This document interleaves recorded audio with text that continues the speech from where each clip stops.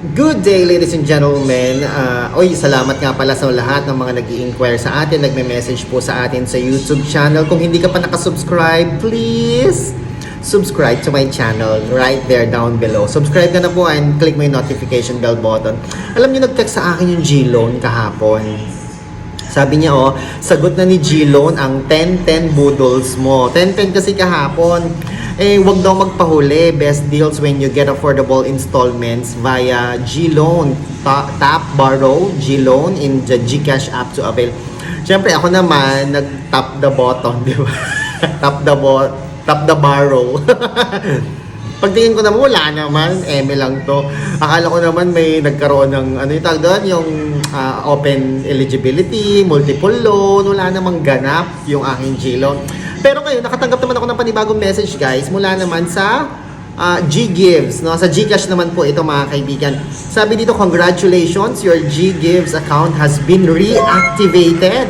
Aba, na-deactivate pala siya na hindi ko namamalayan, di ba? Nakita ko nga, hindi lang siya na-deactivate Lalo pang bumaba, 25,000 kasi yung eligibility natin dati dito sa G-Gives. Biglang naging 9,000 na lang.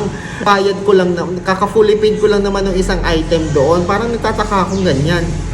You can now continue to use G-Gives to shop now and pay later. Go to G-Gives in the GCash app to view our partner merchant. Siyempre, lolo mo, nag-open naman kagad ng G-Gives. Pag-open ko, eto naman ang lumabas. Available to spend, 0. Tapos limited time offer. Sabi pa, may spend the minimum of 2,000 pesos.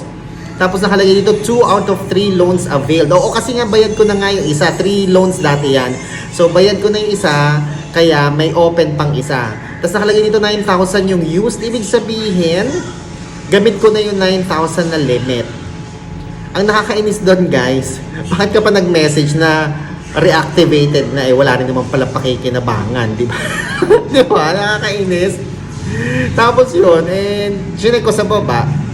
Sabi dito, para daw magamit, ayan, reminders, regular app usage, keep using GCash to always enjoy affordable installment with GCash. Lagi ko naman ginagamit yung GCash. Di ko nga lang lagi ginagamit Pinopromote ko pa nga sa inyo, guys, diba? Dahil ang dami-dami nating katanungan. Pare-pares po tayo. Ang dami nating tanong tungkol sa G-Gives, sa GCash, sa G-Credit.